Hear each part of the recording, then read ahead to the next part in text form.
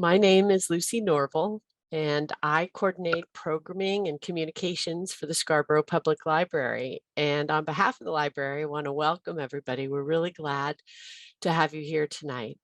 We are recording the webinar, and so you'll be able to share it with people you know who you think also might enjoy it. And with us tonight, we have two amazing presenters, and I'm going to introduce them both to you now, and then we'll get going. So our topic is we're all in this together. And this is part two. We had part one of the webinar last night, which really focused on medical aspects of COVID-19 and child wellness. And tonight, we're focusing on resources to help children, teens, and families cope during stressful times. And that's COVID. It's certainly been a stressful time, but some of what we'll talk about tonight can be applied to other stressful moments that families might experience with children. So our two presenters are Christine Linehan, who is with Riverview Counseling here in Scarborough.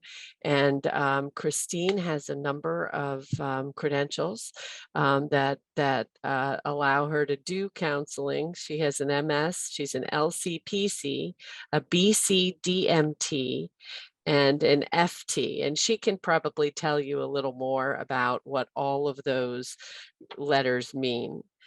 And our second presenter is Alexandra Townsend, who is a registered yoga teacher, a teacher of mindfulness, yoga, and Pilates with Spiral Tree Yoga. And intentionally, we have organized tonight's session to start with Christine talking about mental health, followed by Alexandra, who is going to do some specific exercises. There will be a lot of resources that are shared during tonight's presentation, and then there'll be some additional resources available afterwards. We'll be sending people, in addition to the recording, other things. So I want to welcome you all, and we'll let Christine get started because she's got a lot to share. Well, welcome, and it's really a pleasure to be with all of you. Even though I can't see you, I do feel connected, and that we really, truly are all in this together. And I hope tonight that we can look at many ways of understanding and helping children and teens cope during this time of uncertainty. So as Lucy mentioned, I'm Christine Linehan. I'm in Scarborough. I have a private practice here as a licensed clinical professional counselor. I also have some training in dance movement therapy. So I'm a board certified dance movement therapist, and a certification in thanatology, which is the study of death, dying, and bereavement. So that's quite a mouthful. And when I look at these images, I'm just thinking about the kids starting back up at school this year and all the uncertainty we're facing. But I think coming together as a community like this tonight reminds me of this beautiful quote by Rumi. Every step of the way, we're going to walk with the kids so that they do feel that they are not alone. Because it does take a village. And all of you are making the effort to come here tonight, and I really appreciate it. I'm always touched by this quote that is engraved on the memorial wall for the Great Famine in Ireland. It's an Irish proverb. In the shelter of each other, the people live. So I wanted to start with some deep bows to all of you of admiration and gratitude for showing up here tonight on this very warm night. Maybe some of you are at the beach. And this quote from Mr. Rogers that applies to all of you. There are those who recognize the need and respond. I consider those people my heroes. So take a moment and imagine a big virtual hug. And if you have some Eeyores in your family, give them a special hug. I want to start on a note of hope. Just you being here feels very hopeful to me. There's a wonderful story by Thich Nhat Hanh about if one person in a boat remains calm, that person can inspire others to be calm, and there's hope for the whole boatload. But in order to feel that sense of calm, we really need to focus in on our self-care practices. And I don't know if you remember when this was in the newspaper at the beginning of the pandemic, this illustration. I really loved it.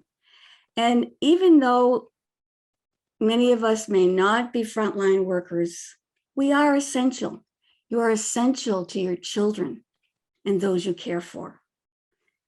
And as Maya Angelou reminds us, I do my best because I'm counting on you, counting on me. There's a lot of people in your lives, perhaps, that are counting on you. But this time during our global pandemic and maybe many other stressors that are in your lives can be very hard on the heart. Stress, we know, is hard on our hearts. So we can start really by tending to our heart and well-being. And I always like to begin with that because the self-care of the parents and caregivers are essential for children. So I wanted to begin with a restorative practice. It's very simple. You can do this yourselves. You can do it with your children. Children really enjoy it. It's called hand on heart breathing. And there's a wonderful video that we'll be sharing with you later by Karen Young, who has a site called heysigmund.com. All of her videos are just excellent. And she's from Australia, so she has a very lovely voice. And she talks about catching calm. Hand on heart breathing is really very simple, but it has a neuroscience background. That when we simply put our hands on our heart, we can activate our parasympathetic nervous system and create that calm in our bodies. Neurons fire in the heart and release the good hormone, oxytocin, which is called the bonding hormone. So I want to take a moment to practice with you at your own level of comfort. And I'm going to play a piece of music. It's actually some harp instrumental music because the harp music has been studied and found to be very soothing for our nervous systems. I'll be sending you a link on that as well. But all I want you to do now, if you feel comfortable, is to sit in a way that's comfortable to you, at ease, and either place your hand on your heart, or if you don't feel comfortable doing that, you can just focus on your heart, and it's still very effective. And as the music goes along, it's a short piece, but as it goes along, I'm going to invite you to bring into your imagination a person, place, or thing that has helped you be resilient, that helps you cope with stress. Remember, it could be a person, a place, an image, a thing. Hand on heart breathing.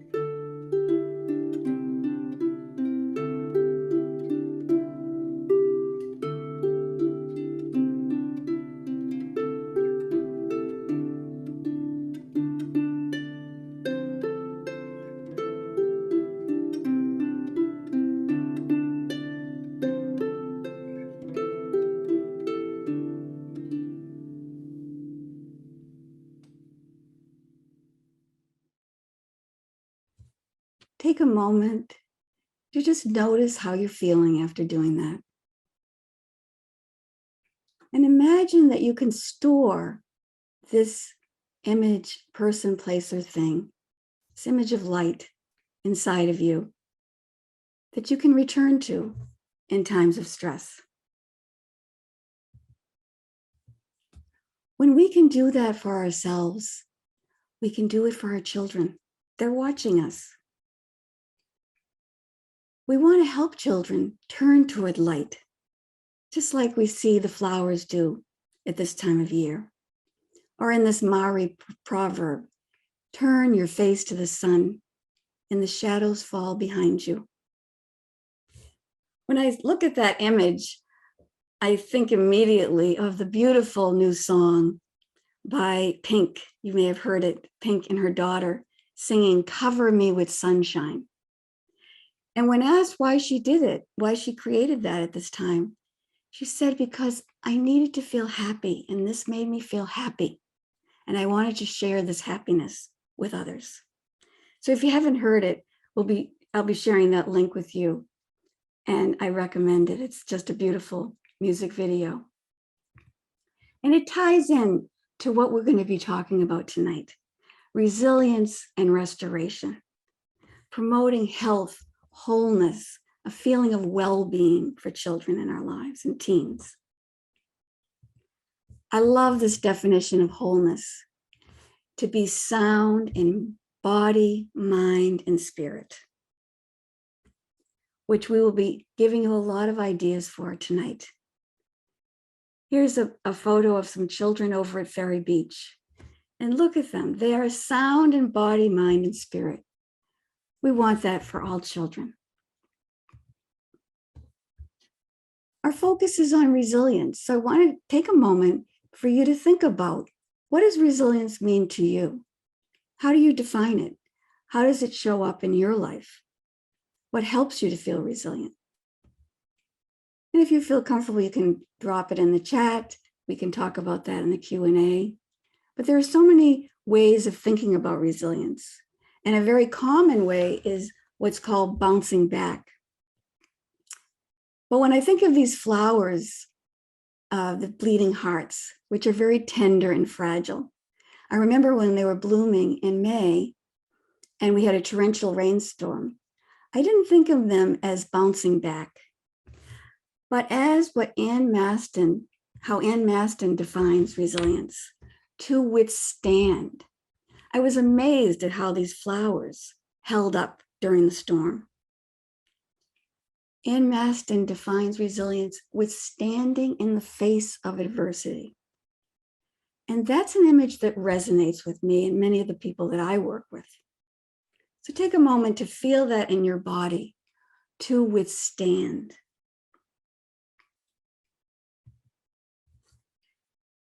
Dr. Maston, who studies resilience and wrote this beautiful book, Ordinary Magic: Resilience and Development, is a psychologist at the University of Minnesota.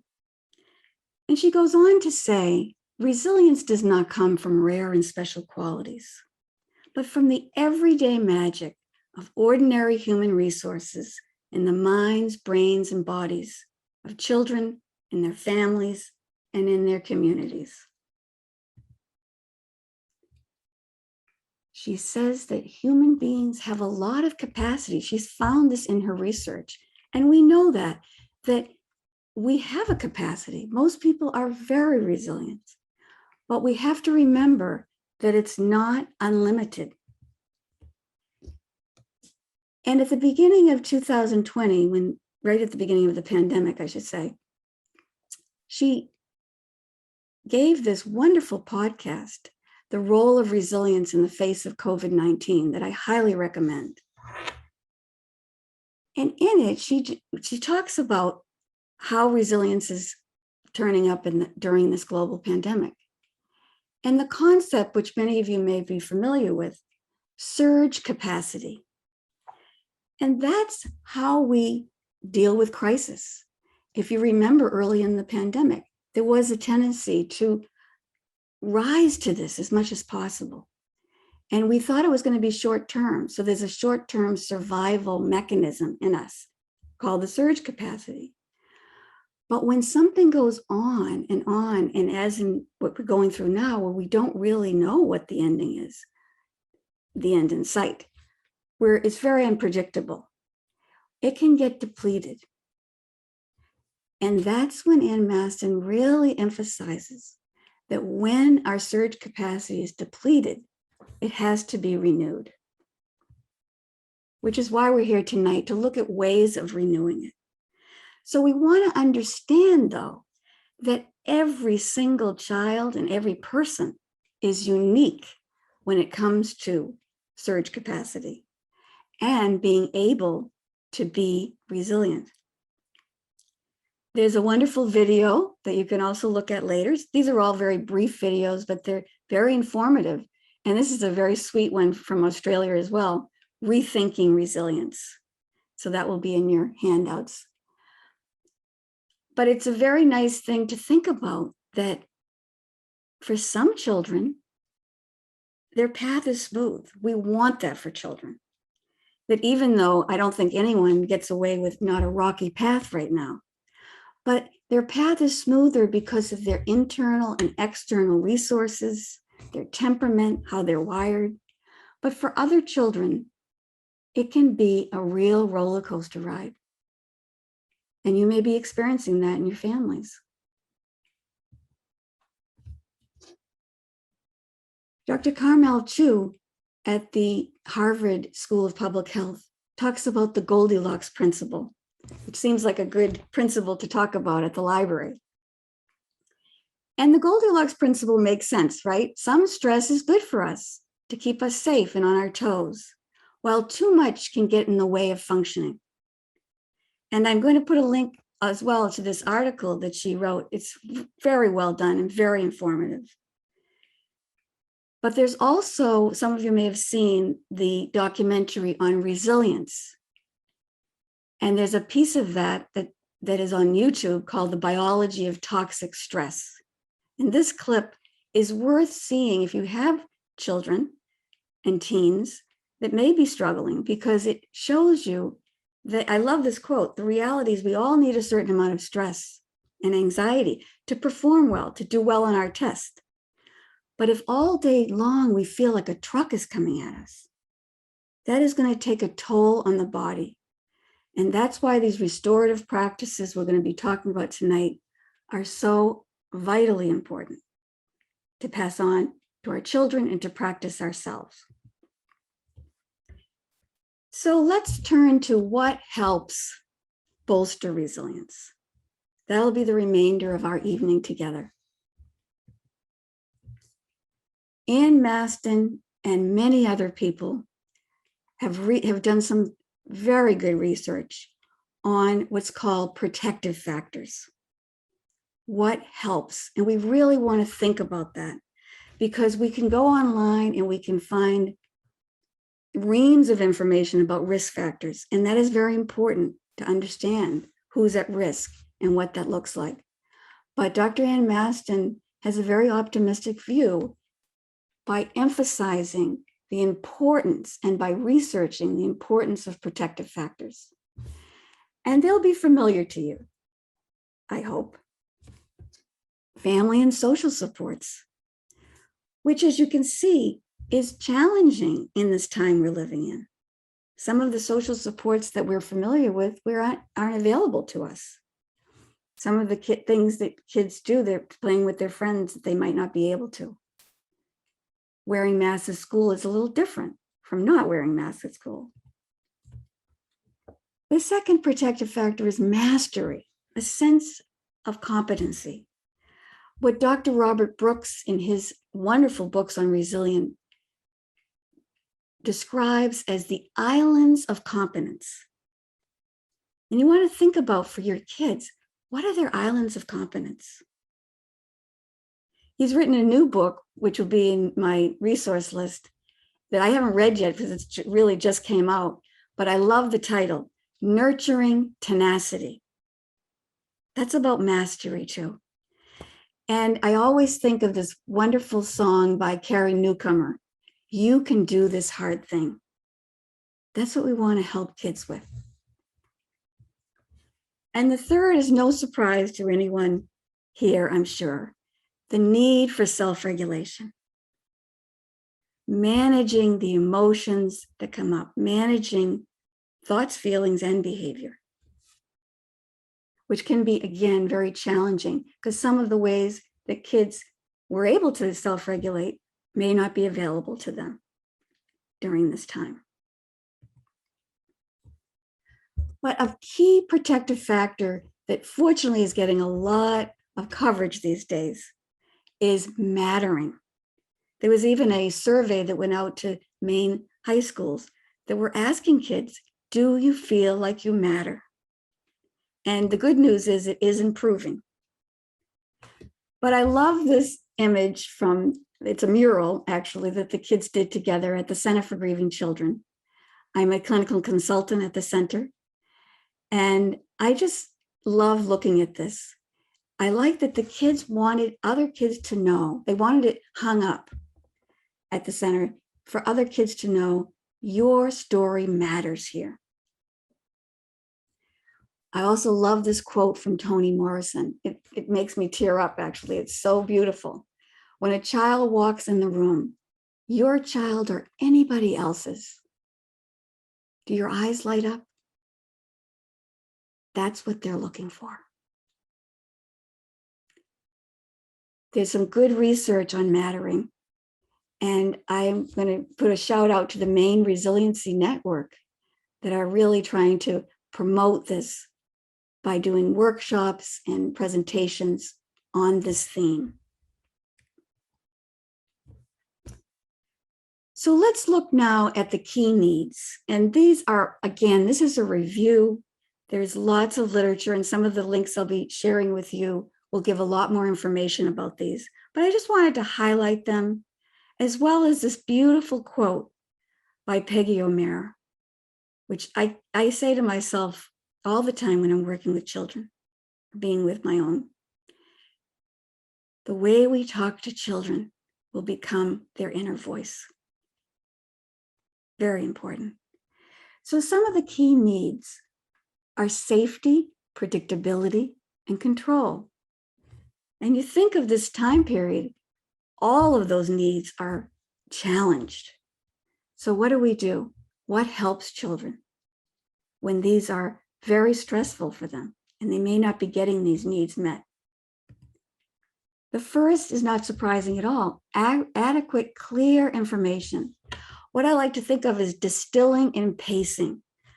Again, the Goldilocks Principle, not too much, but not too little. That the middle matters. Distilling and pacing. Addressing their fears and anxieties. And I know you know this, but to be careful of minimizing their concerns. So really listening and not, which is very hard to do, not jumping in to try to fix their problems before we really hear what their deep feelings are. So we want to validate these feelings. What Daniel Siegel says, name it to tame it. I love that. And we really do want to help kids and teens, all ages, with their overwhelming feelings, finding out what's the roller coaster for them. And for many kids, they may not be able to express it verbally. So finding many ways to have them express their feelings through drawing, through music, through movement, art. I put these last three together because they go together. We're hearing so much about the necessity, the essential nature of rituals and routine. Anyone that's a parent gets inundated with hearing that. And rightly so, because it's so important for children. And something like a pandemic or remote learning and all the things we've had to deal with lately can disrupt our rituals and routine. So just remembering that, what are your family rituals and routines, and having that security for children. This is what our family does. And involving them, including them without being forced. Kids ask for that. They want to be included, but they also want to be respected for how they're included. And that's where choices can be very important. I don't need to tell you about this. I know that you're all working on these things, and this is just a reminder. But a key reminder also is that for all of us, our children, our teens are watching us. So modeled resilient behavior, which really comes down to our flexibility and our adaptability. And I know that can be very challenging at this time. But the good news is there's a lot out there. First of all, I think during the pandemic, we get more than we need. I get a video a day of telling me what might be helpful. So we do have to pick and choose. But I do want to let you know that this community resiliency model, which is all the information is free online. There's an app, which is called the iChill app. Again, it's free. This group, they go all over the world for areas of disaster and crisis. And these simple skills, they are very simple, most of them you know, but they're designed to help kids and adults understand the biology of traumatic stress. And they teach specific resiliency skills. So you can go on this app or ichill.com, and it's really wonderful the way, I mean, it's not an app that you would really use. You would just go there and learn about these resiliency skills. But there's a button that's called Help Now. And that was really the veterans asked for that, because they said, we can't be navigating this app. We need something immediately when we're under stress. And so they created this Help Now.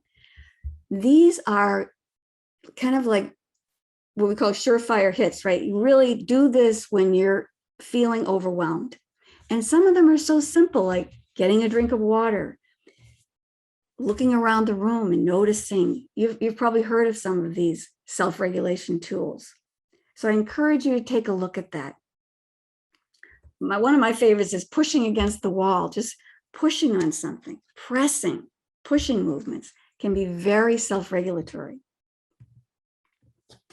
So bear with this slide for a bit. It can be very helpful.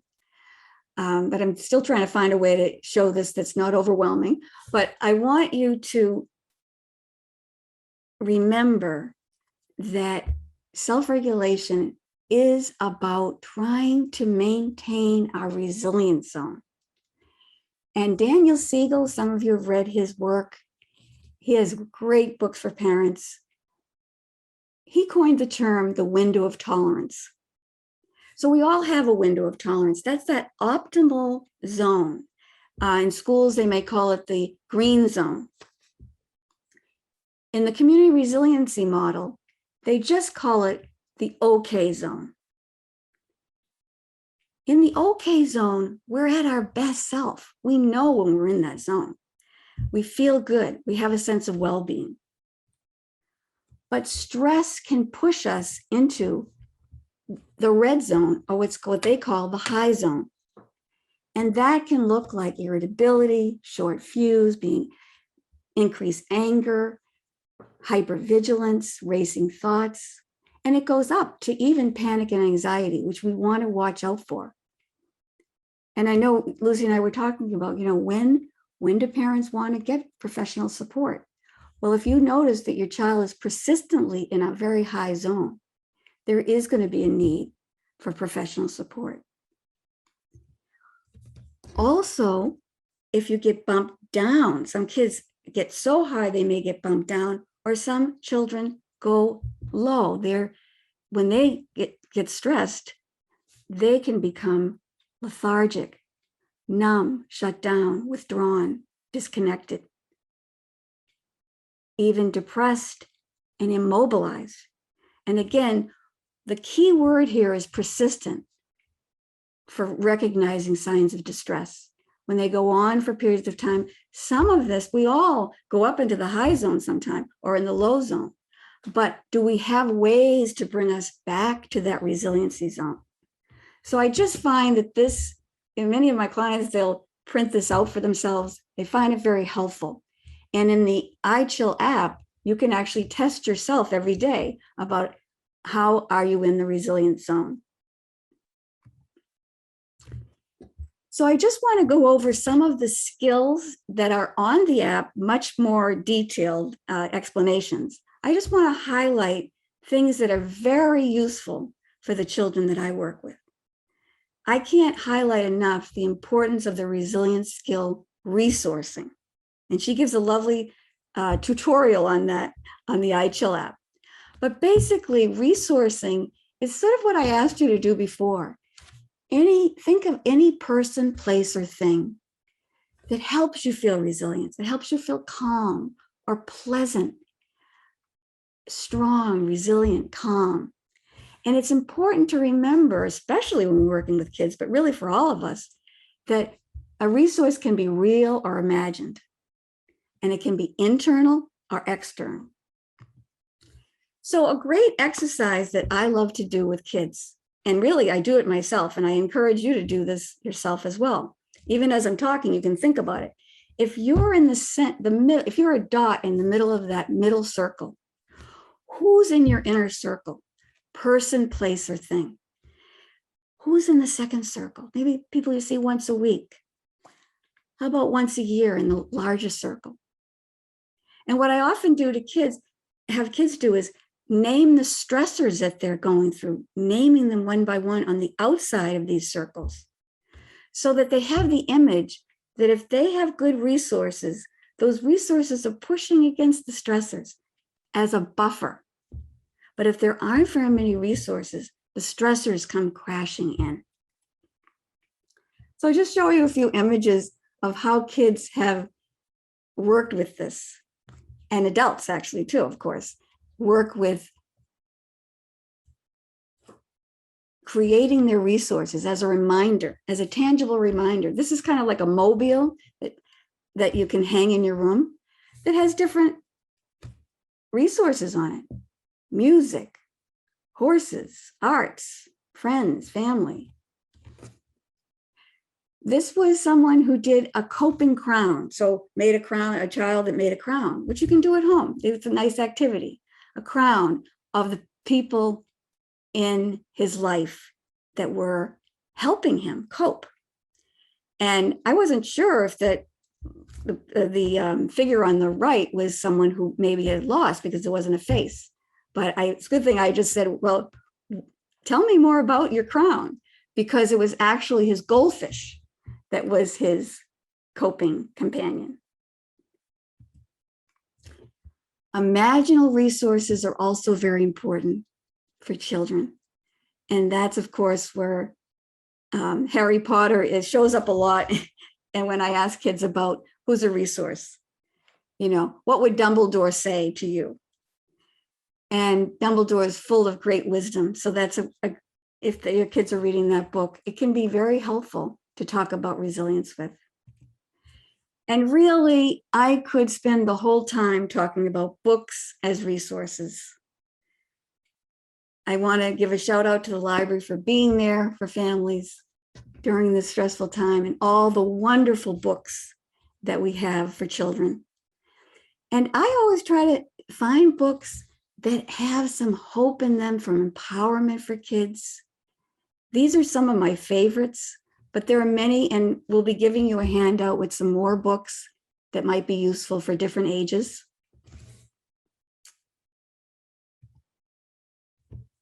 What's wonderful about books is this lovely quote by Naomi Nye.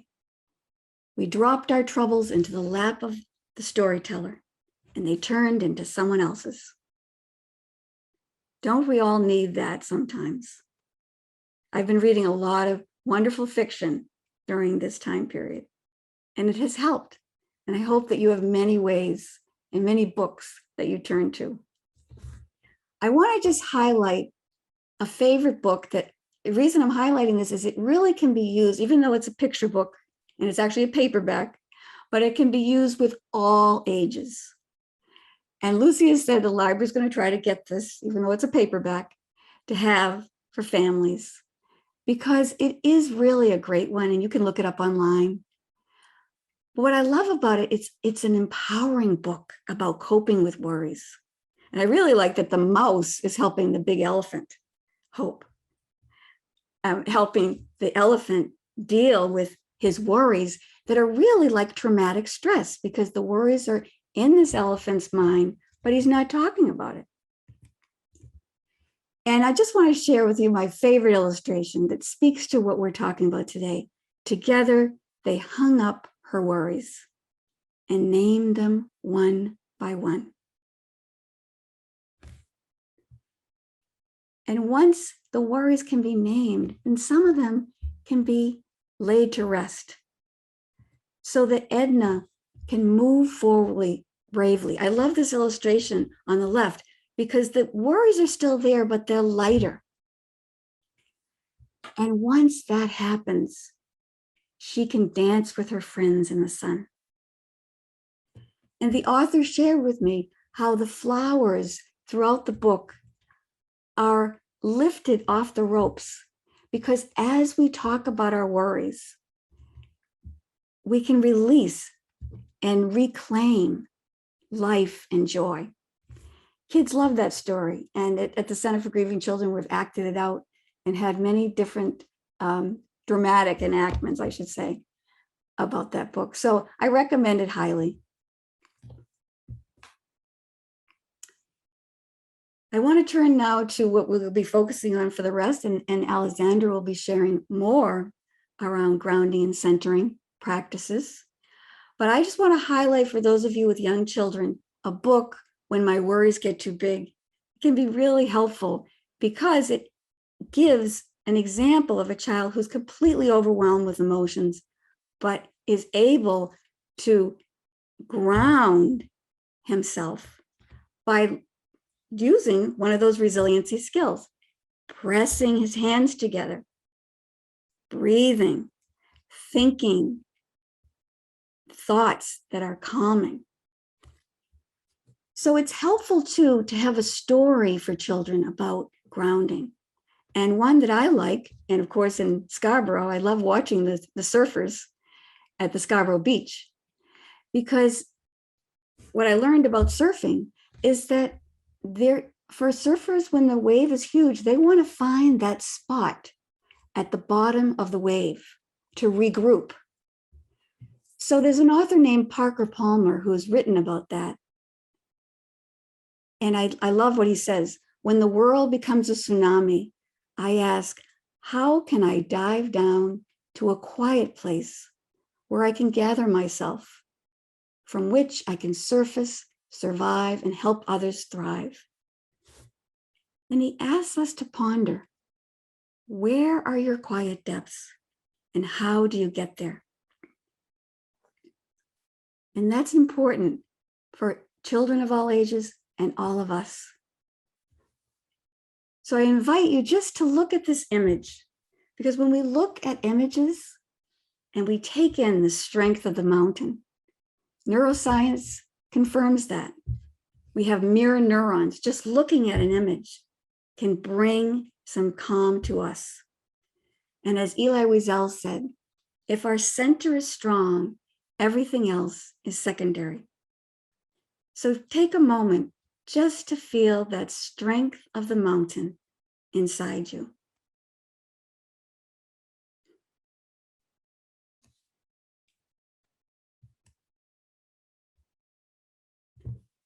As we do this, it's a form of mindfulness to take in, to pay attention to what's going on, to follow our breath. Alexandra will be sharing more about that later, but I love this quote I wanted to share with you. Mindfulness can help you make your nervous system your ally. And I wanted to highlight this wonderful video that is called Just Breathe. And these are kids talking about mindfulness, and they instruct their adults. It's lovely, and they're so articulate. I've shown it to children too, because it's good for kids to see that how other kids are talking about mindfulness. We've all heard the relaxation strategy of having a peaceful place or a calming place or a safe place. And those are very important now. You can do as a family, thinking about an environment that you feel peaceful, calm, relaxed, place you'd want to be more than any place else. Have kids draw that, or find a photo of something that they really find peaceful. Here's my peaceful place. I feel very fortunate to live by the Scarborough Marsh. And I have this as the photo at sunrise. And I have this in my office. And there's a neuropsychologist, Rick Hansen, who talks about when we have these experiences, like going down to the marsh or going to the beach, we want to elaborate on it. We want to make a big deal out of it. He calls it taking in the good. So you can borrow my image right now if you'd like, and take this in, that we live in this beautiful place that has sunrises like this on the marsh. And it can be helpful to find a poem or a quote or a word that goes with the image. Again, to reinforce it, to take in the goodness. So when I look at this, I think of a couple of poems. One is Mary Oliver's poem, Why I Wake Early, about the sun. And another is from Wendell Berry, The Peace of the Wild Things. I come into the peace of wild things, and I am free, relaxing in the stillness. So you can look up those poems. I'll put them in my resources, but they're very lovely to take in, finding your own poem, making your own poem about your images.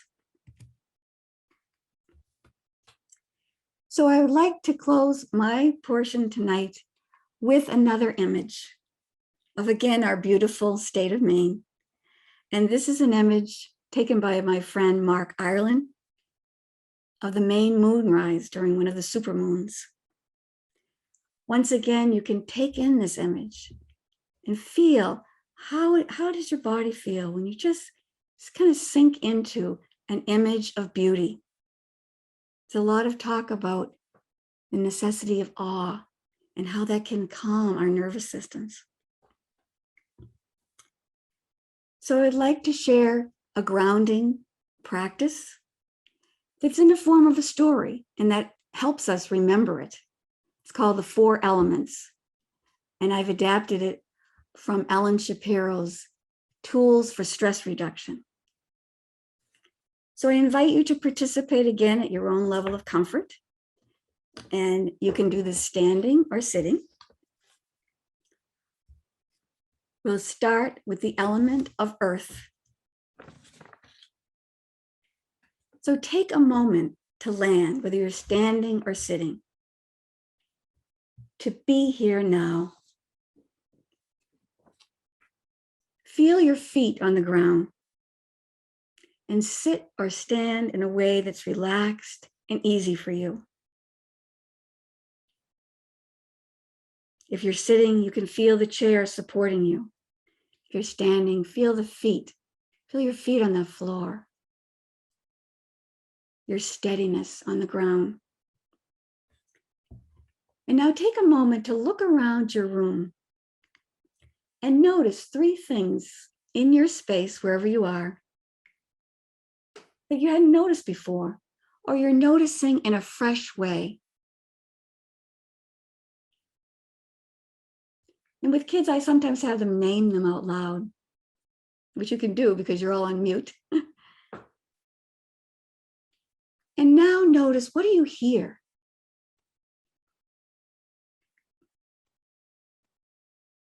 How's the temperature in your room?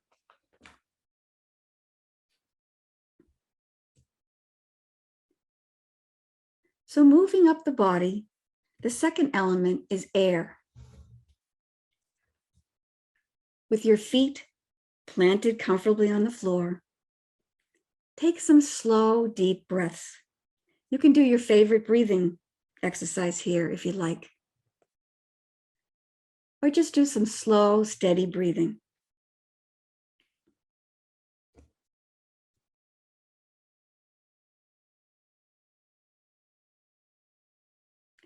Take one more deep breath. When you're breathing, if you're feeling sluggish, it can be helpful to emphasize the inhalation. And if you're needing more calm, to have the exhalations longer than the inhalations. And now with your feet on the ground, breathing more slowly and deeply, let's move up the body to the third element, water. Notice if your mouth is moist or dry. And when we are stressed, our mouths become dry. But when we're making saliva, it's a sign we are relaxing. So take a moment to make some saliva. Now, the kids really like this. They like learning about this. And it's something you can do anytime. Just if you notice you're stressed, make sure you're making some saliva. It can help to think of biting into a lemon.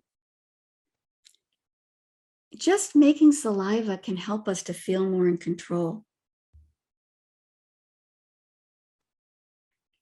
So now with your feet on the ground, breathing more deeply and slowly, making more and more saliva, we move to the fourth element, light. So this is a time to light up the path of your imagination. I invite you to bring back up your image of a person, place, or thing that gives you light, that's helped you be resilient. And notice any feelings you have when you connect with this source of light. Notice any pleasant sensations that you have in your body.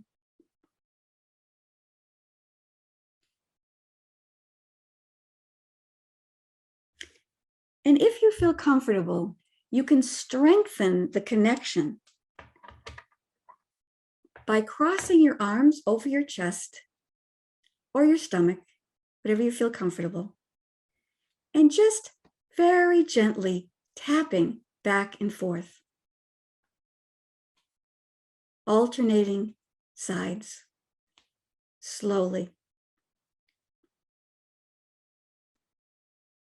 As you focus on your source of light, gently tapping with slow, steady breathing.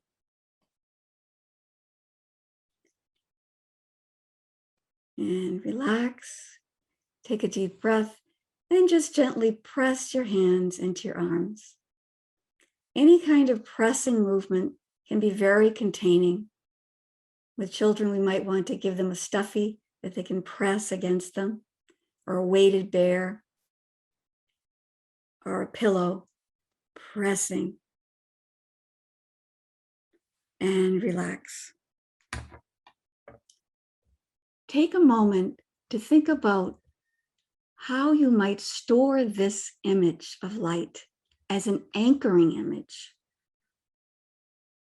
And with kids, you may want to draw it or dance about it or find an object that symbolizes it that they can carry with them.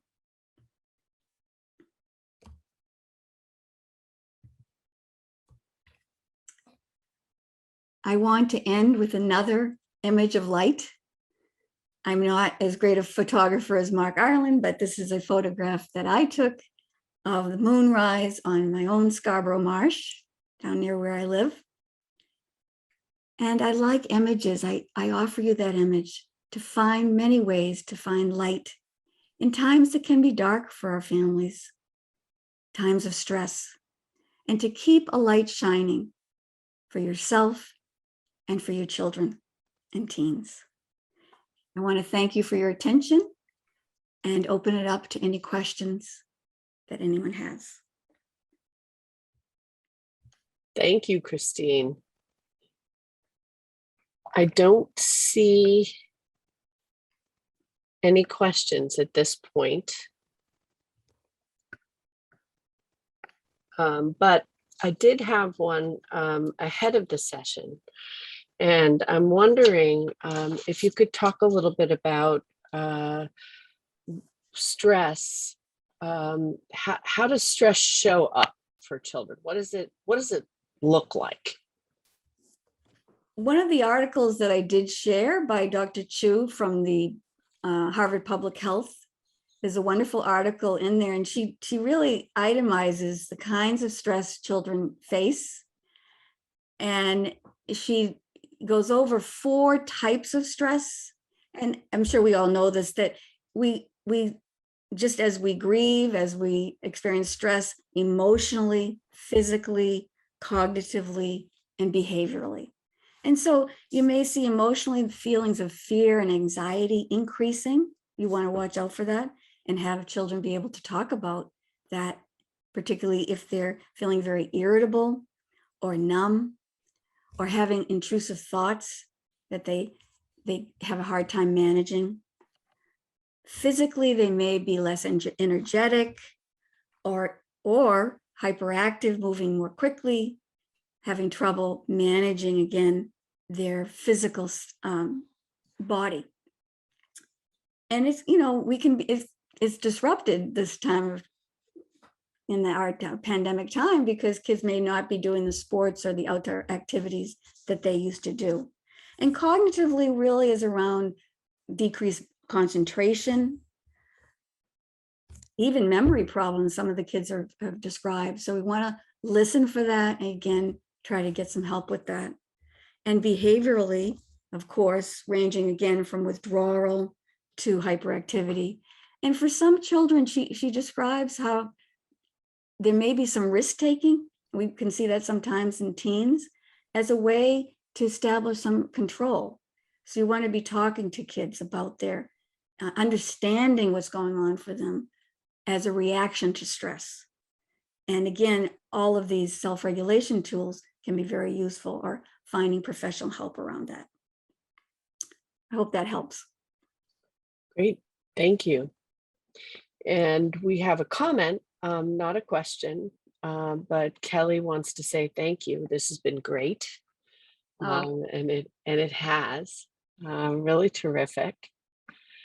I just want to double check before I introduce Alexandra to see if there are any questions for Christine.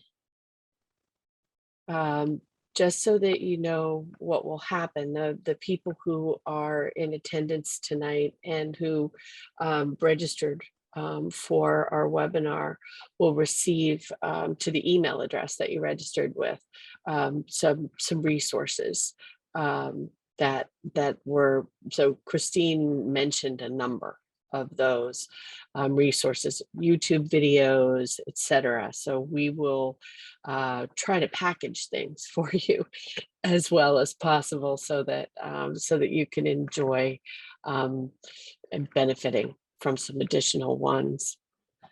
And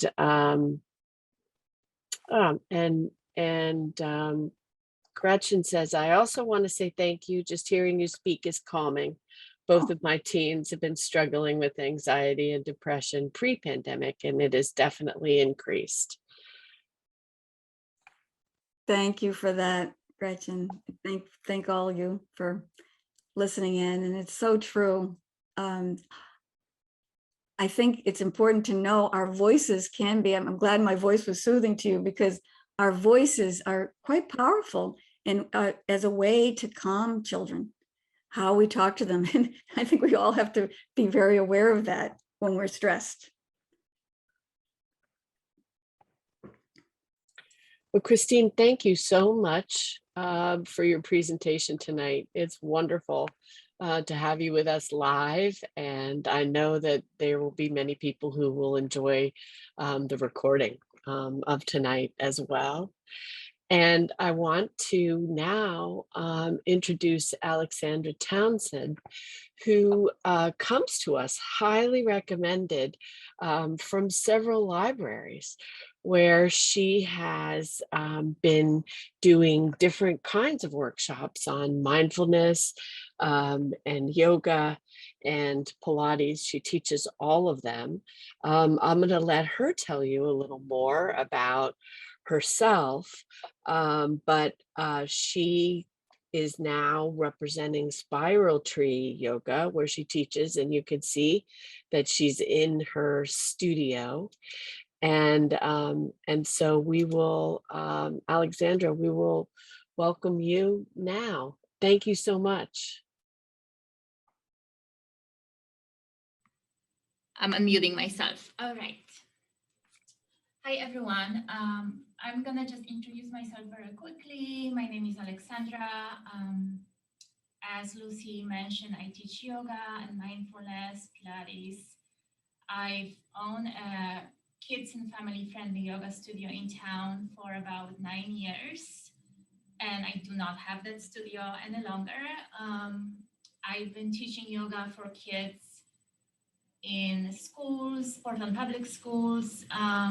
Again, I have taken break from that. The last class that I've been teaching was last year with Sea Change Yoga, and the trauma-sensitive kids yoga program for Portland public schools.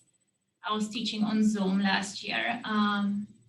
So I've had experience teaching with COVID circumstances. Currently, I'm pursuing physical therapist assistant program, so I'm not teaching kids yoga that much. But I'm really happy to be here today and offer you some skills we'll be practicing. So I want to take us through just a kids-friendly sun salutation, which is a technique where you really connecting with the elements of nature. And Christine was mentioning in her meditation going through the connecting to the earth, connecting to the water, connecting to the earth. So it's a similar sort of technique. We'll be moving our body, and movement is extremely helpful in releasing stress. And it's a big part of yoga. So yoga has movement, yoga has breathing techniques. I'll be showing you some different breathing exercises today. And yoga has relaxation and visualization techniques. So I'll be sharing a few of those. I brought some books, and I do want to share with you one of my favorite art projects that I do with kids. I'll just explain it. I don't have that with me today. So why don't we start by just, if you want to join me, go ahead. If you don't, you can just watch me. I'll go through just a kiddo-friendly sun salutation, which is a big part of yoga. We'll warm up. And that's something you can do like taking a break at school or during, if you have a moment and you need to kind of get into your body at any time. So we'll open into a sun pose. From here, arms open, legs open. This represents sun. So it has a lot of energy going through your fingers, down into your feet. So you're feeling into the earth, feeling into the arms. Just kind of imagining you have light shining out of your arms like sun rays. Reach up, reach to the sun. And you can really stretch. Reach your fingers up to the sun. You may want to say hello, sun. Let's say it's morning, it's towards the evening now. Fall down and tickle your toes. So you're reaching down and just dangling over. From here, you'll step back or jump back like a frog. So I like to step because it's a little more gentle on the body. And belly goes down to the ground all the way. Reach up to the sun. We'll make a snake breath. So we'll see the breath. So the mouth are closed and you go. And then you can hear me. So I'm making a sound of a snake. And then exhale into a downward facing dog. So most people know this pose. It's a really grounding pose, feeling into the earth with your feet and your hands. And I'm barefooted, so I recommend if you can do this on your own, even on the beach or in your house, to not have your shoes if you can. Shoes are fine too. Feet walk to the head or jump like a frog. If you cannot jump, just walk. Ribbit and tickle your toes. Reach back up to the sun. and mountain pose. So mountain pose really represents strength and power. So feeling that, and you can even open your arms to your side and feel strong as a mountain. Let's do this again. Reach up to the sun, down to tickle your toes. Jump your feet back like a frog or step back, and belly on the ground. Up to the sound, snake breath. And downward facing dog. And breathe. And feet jump to the hands or walk like a frog.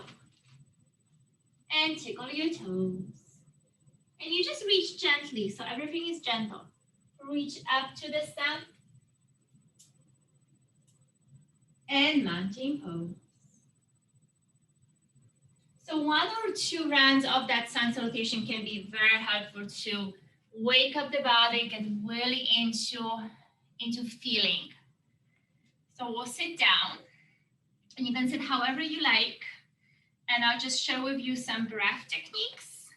So the first breath we're going to do, you can lay down or you could sit out as I'm sitting, or you can stand, whatever you like. You're going to pretend that your belly is like a balloon, okay? So this is a diaphragmatic breath, which helps to calm the nervous system. And you can hold a ball in your hand, or you can just pretend your hands are like a ball or a balloon. And so as you breathe in, you'll feel your abdomen expanding. And I'm just showing this with my hands. As you breathe out, you'll feel your abdomen shrinking. And if you want to feel it with your hands on your belly, you're welcome to. So you'll breathe in, and your abdomen expands to your hands. And as you breathe out, your abdomen just gently descends back. So I like the image of the balloon. Inhaling, expand. Exhale, release, or empty that balloon. And Christine mentioned this is true, when your exhalation is longer than your inhalation, that helps to relax the body more. So you're focusing on a longer exhalation. So slowing off, emptying off that balloon. Let's do a few more. There is a little bit of a ball you can buy online. I don't have it with me, like the stretchy ball that's used for yoga, where you stretch that balloon with your hands. And I'm breathing in and out through my nose, so you can try to do that. If it's not comfortable, you can always breathe out through your mouth. Let's do one more breath.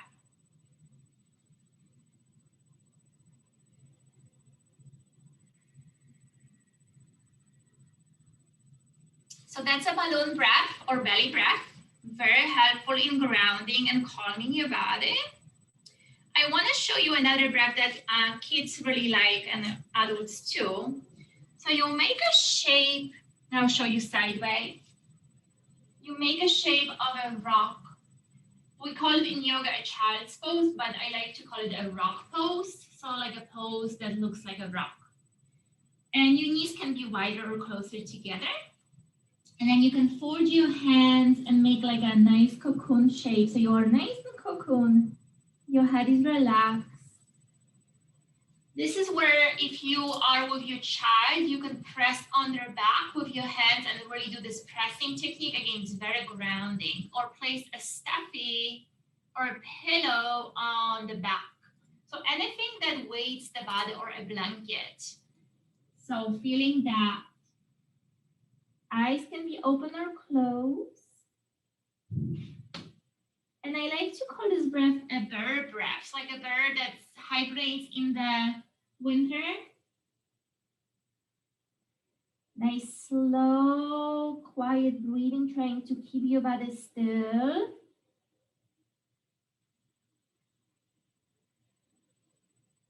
right? So the breaths that I'm doing are more calming.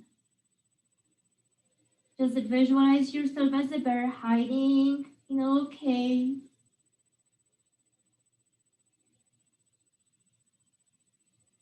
Slowly breathing in. Slowly breathing out.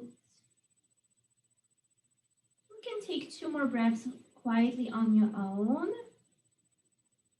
And if child's pose doesn't feel comfortable for you, or the rock pose I just showed you, you may even sit down like this and make a cocoon out of your body this way as you're sitting.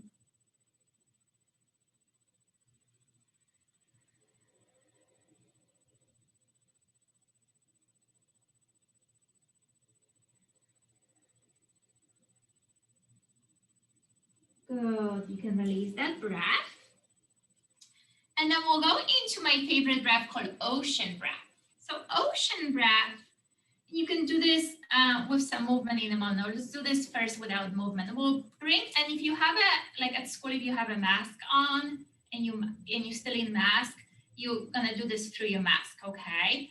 So you place your hands like a mirror, and you breathe in through the nose, and then you breathe out, and you pretend that your breath frosts the mirror, like when it's cold and you breathe out and you feel that mirror fogging. You do that with your breath. So you inhale with your nose, through your nose, and then when I exhale, I don't know if you can hear me, I'm making this sound like a wind or ocean. Breathe in.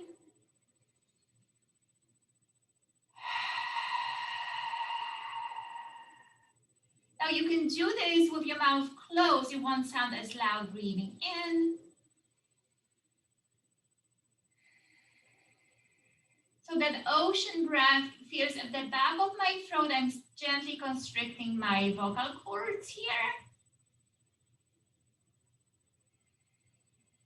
And those of you practicing grown-up yoga, adult yoga, you may know this breath from the regular yoga class called Ujjayi breath.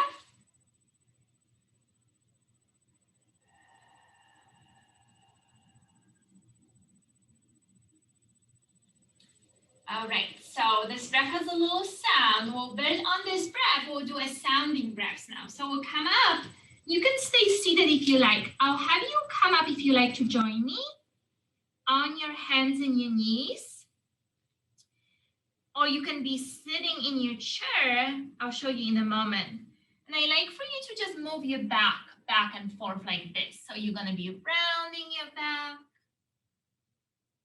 cat pose, and arching your back, cow pose. Now I'll add a different breath called lion breath. So when I'm here, I'll pretend I'm a cow, but when I'm here, I'll pretend I'm a lion, and I'll stick my tongue out. And it's a silly breath, and it helps to release anger or frustration out of the body. It goes like this. So I'll inhale, and then when I exhale, watch. So I stick my tongue. I tell kiddos to touch tongue to the chin. Try to stick your tongue as deeply as you can, as far out as you can. It's a silly breath again. So you try and be silly, and you can open your eyes wide. Inhale here. Ready? Exhale. In yoga, we do this pose. That's the lion breath. But for the purpose of tonight, we can move the back a little bit. Feels good on the back. Let's do 2 more. Lion breath out. Exhale. I probably look super silly. 1 more time. Inhale. And so when you're silly, you don't think about anything else. You only think about your breath. So that's your lion breath, which is my favorite for releasing anger, like I mentioned. Okay. And we'll do 1 more. The last breath I do often standing, but we can do it sitting. So we'll hum. So you close your mouth. And I like to pretend, this is for kids if you want to use your imagination. and it can be a silly one, but can be a little weird, that you are swallowing a bumblebee, okay? So if that doesn't work for you, you can just become a bumblebee and you keep your mouth closed and you do a humming sound, sounds like this.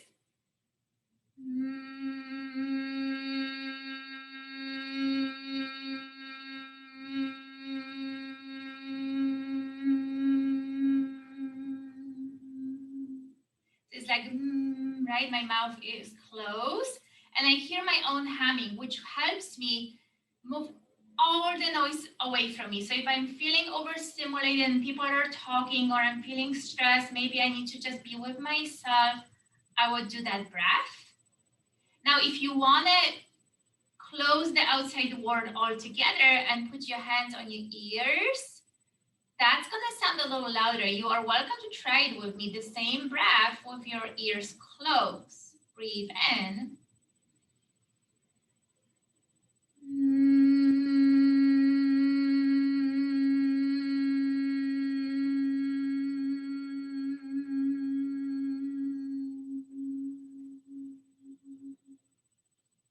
So you do this so you can actually be with yourself, and again, just tune all that outside noise away from your brain. Okay. So some of the breaths that I just shared with you are on a yoga pretzel deck. You may have seen this before. It's my favorite, all times favorite yoga pretzels, and it has the bird breath. I did not share with you the bunny breath, but it's very simple, just sniffing through your nose. A snake breath, we did it in our sun salutation, and then a bumblebee breath. I also shared with you the lion breath and the ocean breath and the balloon breath. So lots of breaths. So I want to go through a meditation now. I think we have time for one meditation or two meditations. I think we do have time. So I want to go through our brain meditation. So you are welcome to sit or lay down for this one. What I'm going to have you do is just really concentrate for a moment on your thoughts, okay? So we have tons of thoughts, right? We have different thoughts in our brain. Some are happy, some are sad. So you're just going to kind of look at your thoughts. Maybe you're thinking about something. You likely are always thinking about something. So just kind of see your thoughts. And I like for you to imagine you have a light bulb in your brain, like a light bulb, like the one that's in your light on your above your head or in your bedroom. And that light bulb creates a light. And that light in your brain shines very strongly all day long, right? It helps you think. It helps you do your homework. It helps you with activities. Sometimes your brain gets very tired. Think of a time when your light bulb brain was tired. Maybe it is right now, or maybe it is after a long day at school. Maybe it gets tired when you've been reading, writing, or concentrating for a long time, or worrying. What does it feel like? Does that feeling change your behavior or attitude? Here's something you can do to rest and recharge your light bulb brain when you need it. Notice that your light bulb brain has a dimmer switch. So you may want to take your hands to your head and just kind of visualize or feel your head. And imagine you have a switch, like an imaginary switch. Gently turn the dimmer switch down so the light from the bulb begins to dim. Feel your light bulb brain begin to relax and settle down. Take a nice deep breath in. When you exhale, see yourself turning the dimmer down even more until your light bulb brain is barely shining at all. You can feel all the muscles in your head beginning to relax. Your thoughts slow down. Your ideas go to rest. Breathe in deeply now. And on your exhalation, turn your dimmer all the way to off. Take a moment and let your light bulb brain recharge and restore itself. So if you are laying down, we'll get quiet just for a moment. Visualizing our brains dark and calm.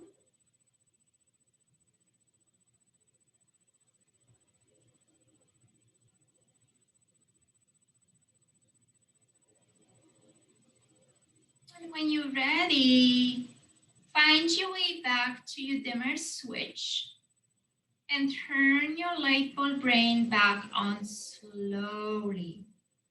Turning that light back on until it feels brighter and brighter. And move your body just a little bit back and forth, side to side, like a washing machine, to the right and to the left and to the right and to the left.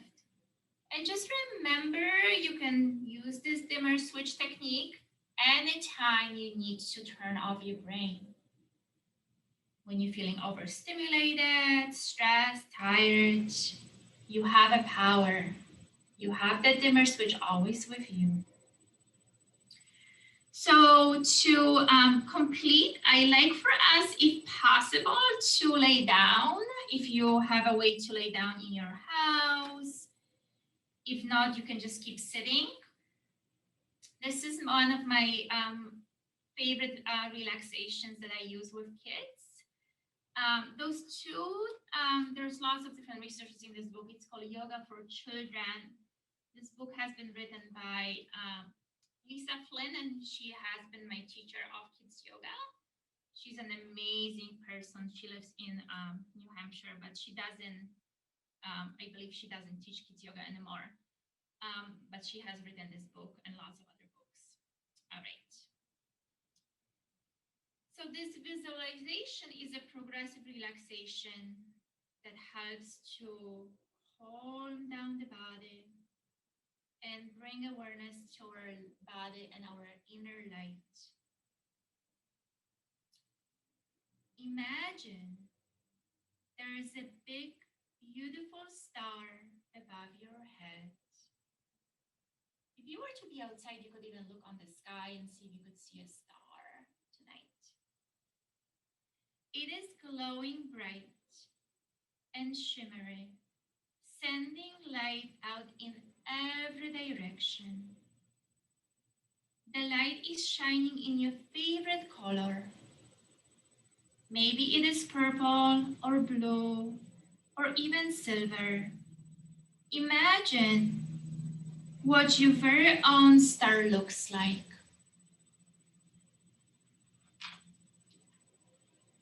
Notice that one of the biggest rays of light is streaming down towards the top of your head. You could touch your head if you like. You feel the cozy warm light touch the top of your head, and it feels so nice. The light comes into your head, and now your face, you could touch your face, relaxing all of your facial muscles. Now the light is traveling into your neck. You can touch if you like. Shoulders, arms.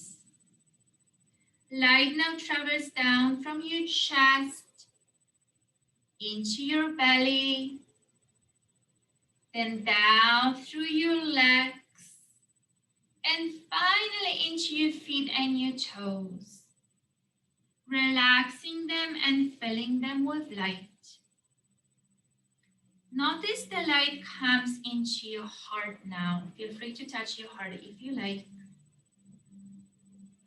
With each inhale, feel your heart getting bigger and bigger, brighter and brighter, filling up with love and warmth for all the people you love, for all the people and animals in the world, for everyone you know, and especially for yourself.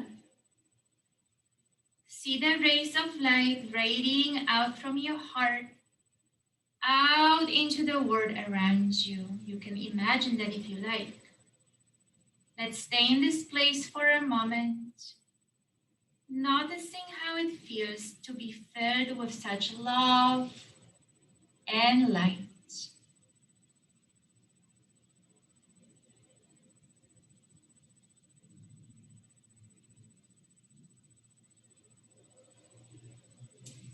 When you feel ready, if you have joined me for this, feel free to open your eyes. I'm just gonna chime for us to close.